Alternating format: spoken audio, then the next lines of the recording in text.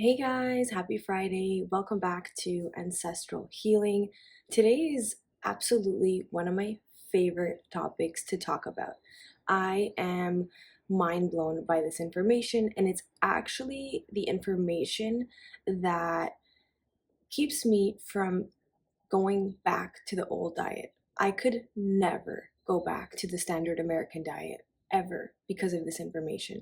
This is information that once I present to you, you cannot unlearn.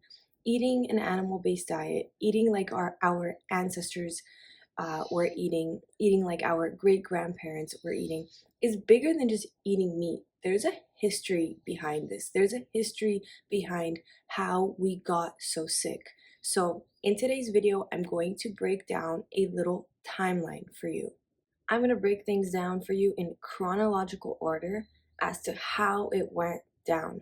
Why are we so sick? Where did it all go wrong? We were so healthy in the 1800s. What happened? So let's get started. I have my notes here and I'm going to jump right into it. So we're going to start with the 1800s. Heart disease is uncommon. People are healthy, we're thriving, people are eating real food. Then we're gonna go into the 1911s.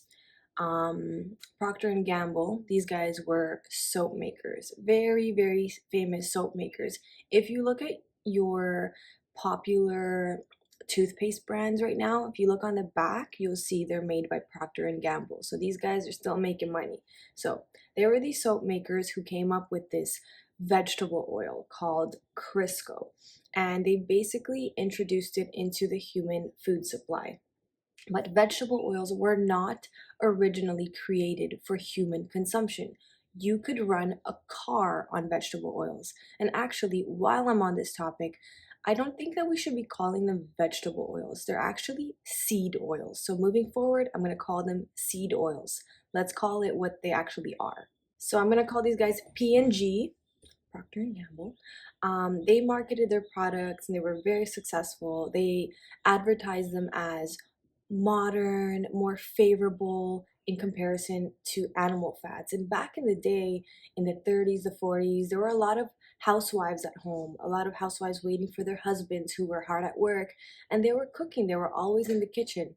And these poor housewives, they fell for the marketing scheme of P&G. P&G had a very successful marketing campaign. They created pamphlets, cookbooks. They had literally wiped out animal fats from all of the cookbooks and replaced it with seed oils. Before P&G, people were cooking with butter. If you can get your hands on old traditional recipe books, you will see pork lard, butter. That's what people used to use for cooking. It's a no-brainer. It's what's natural. These seed oils were created in a factory. They're not natural. This is the part where it gets real juicy. So in 1948, the American Heart Association was paid off 1.7 million by Procter and Gamble, P&G. So with that money, the American Heart Association practically became an overnight celebrity. They became very successful and had a huge, huge influence in the nutritional world. They began blaming animal fats for heart disease based on faulty data conducted by this guy named Ancel Keys. This one thing, this one piece of data has contributed to our downfall and our rise in heart disease. This is where it all went wrong. This is where it began. So right now we're in the 1950s or so, and this is when Ancel Keys proposed the cholesterol hypothesis as the cause for heart disease.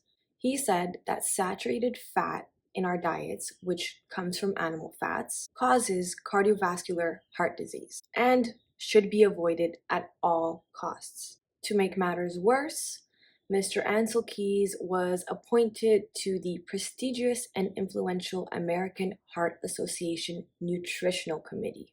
And then shortly after, the American Heart Association issued their first ever dietary recommendation to replace all animal fats with seed oils. The study that Ansel Keys conducted was extremely flawed and extremely cherry-picked, and he had an intention in mind. The study that Ansel Keys conducted is called the Minnesota Coronary Experiment, and this study actually sat unpublished for years. This is because it proved that lowering cholesterol with vegetable oils does not decrease heart attack risk. It actually increases it. So let me just read that out to you.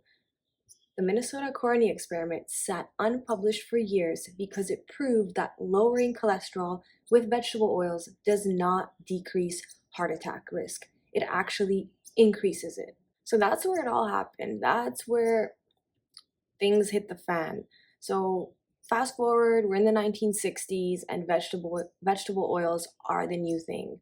They're everywhere. They're in every kitchen, and animal fats are nowhere to be found unless you're living somewhere on a farm with your family and you are smart enough to stick to the foods that our ancestors ate. But for most of us, vegetable oils were the new thing. When I talked to my grandma, I asked both of my grandmothers what their parents were using to cook, and towards my grandparents' early life, they started to reintroduce vegetable oils. So I used to say, let's eat like our grandparents. No, no, no, let's eat like our great grandparents and maybe their parents before that.